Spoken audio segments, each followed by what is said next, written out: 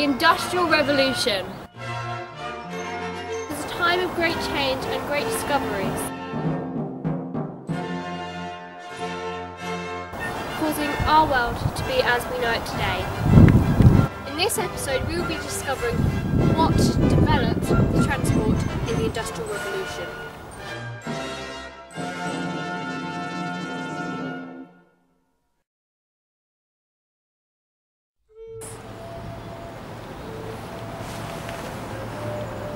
It's hard to believe in just over 300 years we didn't have these good quality roads, yet still people lived in these conditions and didn't try to make better transport conditions. Farmers and traders all over the country had to go up these rough paths just to get to the local market, many damaging valuable goods along the way. People managed it, but it took up a lot of time and effort. Some people would travel for days trying to get to the market and back. An average farmer would have to travel an hour just to get to market carrying small products. Then came the turnpike trusts. They were sort of a charity helping farmers to create better roads, but it came at a price. The farmers had to pay a toll just to get over to the market. Most people in the 18th century were poor and just couldn't afford to waste their money on the toll. Nevertheless, the turnpike trust became a success and turned the muddy roads into this.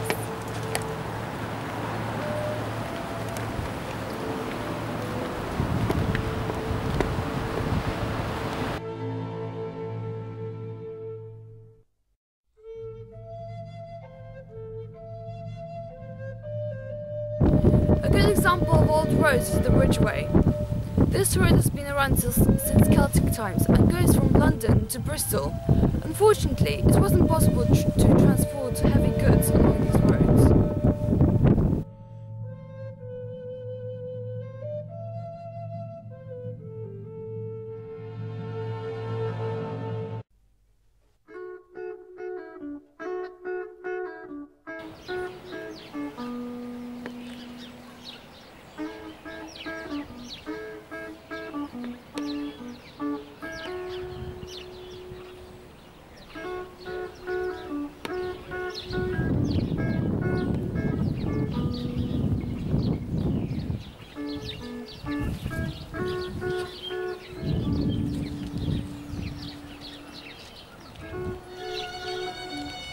We are standing here in Newbury, at the shore of the Kennet and Avon Canal, which connects the two rivers, Kennet and Avon.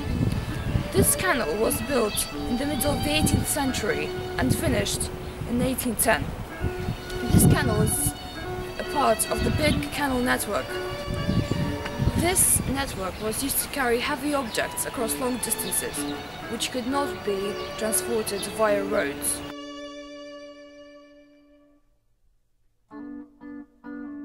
Horses were used to pull barges like these along the canal. Locks like these connected canals with each other and rivers as well.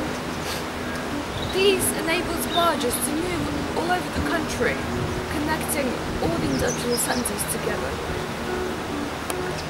This also led towns and cities situated along the canals to prosper and become industrial centres. A good example of this is Newbury.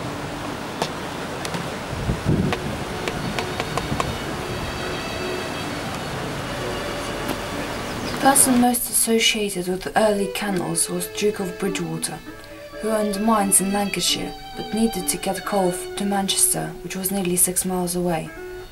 The Duke gave the task of designing the canal to James Brindley, an engineer, and had to risk borrowing £25,000 for the project, which was a vast sum amount of money in the 18th century. It took 2 years to complete the canal, finished in 1761, and it proved to be a huge success. The Duke made a lot of money by this system, and the price of coal in Manchester fell by 50%. As the success of the canal spread, more people started doing likewise, opening a series of canals which linked the major industrial centres of Britain. But barges were slow and not suitable for public transport. Also, different sized canals were needed for different sized barges, which meant that a barge could not use a canal which it wasn't using. That limited a great deal. But as years passed, Britain saw a slow end to canal transportation. It wasn't efficient enough, as canals froze over in the winter and dried up in the summer if they weren't replenished on a regular basis.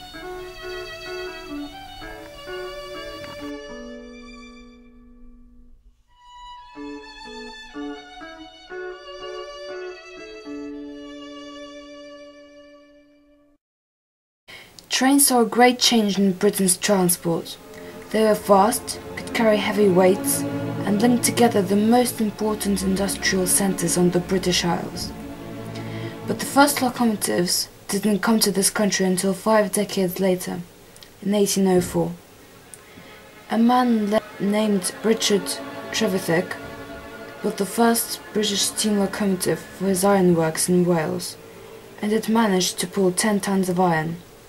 However, as the first model, it was highly unreliable, but what he did encouraged others to improve his design. As the years passed, the Stockton to Darlington Rail was opened. The 2 locomotives, the Experiment and the No. 1, could pull 21 coal wagons 25 miles at 8 miles per hour. Historians see this year, AD 1825, as the start of the age of railways. Passengers were only welcomed on board trains in 1833. A man named George Stephenson, who built the Stockton to Darlington rail line, was given yet another, much bigger task. He had to build a railway between Manchester and Liverpool. Stephenson managed to build the legendary Rocket, a steam train which travelled at 30 miles per hour, and the Liverpool to Manchester line was opened. The success of Stephenson's train triggered the British railway mania. Between 1825 and 1835, Parliament agreed to build 54 new train lines. By 1900, Britain had 22,000 miles of track. In 1841, Isambard Kingdom Brunel opened the London to Bristol line called the Great Western Railway. The Great Western Railway purchased the Kennet and Avon Canal, as it was competition for the trading to London race. As years went on, Britain became the industrial centre of the world, and thus one of the most powerful empires the world has ever seen.